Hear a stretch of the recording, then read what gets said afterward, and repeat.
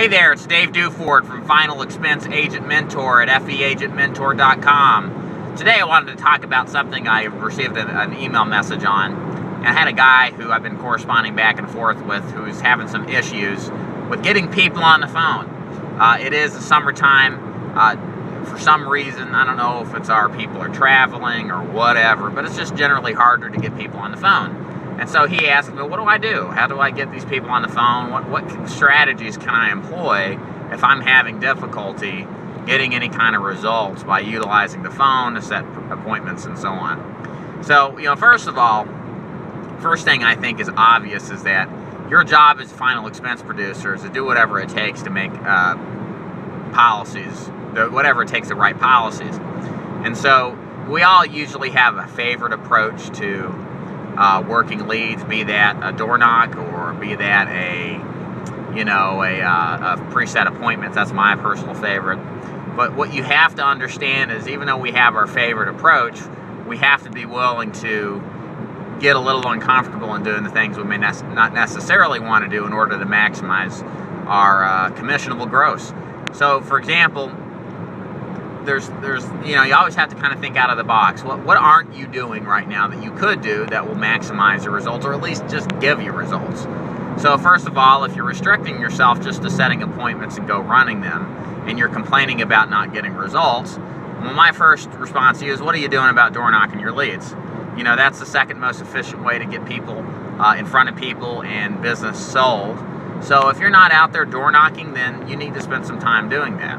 A great way to start door knocking is around 9 to 10 in the morning. I think 9 for me personally is a little too early. 10 is probably just the sweet spot.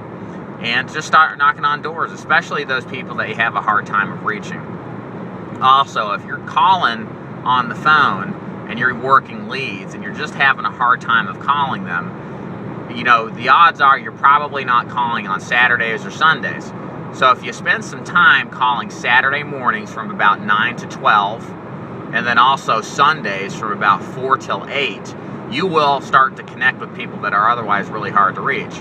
Believe it or not, I had a hard time of believing this, but I thought it was like sacrilegious to call on Sundays to set for appointments on Mondays and Tuesdays.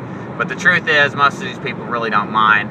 And if you start the conversation off sincerely and say, hey, listen, I'm sorry to call you on a Sunday, but I've tried reaching you multiple times during the week, and the reason I'm calling, and go into your pitch, people aren't going to object unless they're just real deadbeats and rude people. So don't worry about it. This is your money tied up. You got to find a way to unlock it. If that's what it takes, then that's what it takes.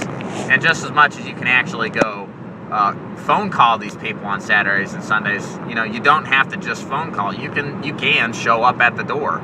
And yeah, you're going to surprise some people, not so much on Saturday, but Sunday. But again, there's no reason not to do this if you're having extended, continued difficulty getting these people to pick the phone up to talk to you. So I don't have a problem at all doing that kind of thing. If my back's up against the wall, I'm going to do whatever possible to work the leads to make the money that I need to make. So with that said, you always have that option to fall back on. Also calling, not just on the weekends, but you can call a little bit earlier than anticipated. These people requested your information. Call them at 8 or 8:30 in the morning. Drag their butts out of bed. Get them on the phone. Do what it takes to get these people going. Call them at 8 to 9 o'clock at night. If that's what it takes, you got to do it. Because this is your money at stake here, not theirs. Your job is to help them out at whatever means possible, as long as it's ethical and legal. So, bottom line, the point is that if you're thinking you're exhausting your options, you're probably not. You just need to get a little bit more uncomfortable as far as getting out the door and doing the job. And lastly, if you're door knocking, I will reference my sticky note video I did. Those are great in order to get people to call back and get them on the phone.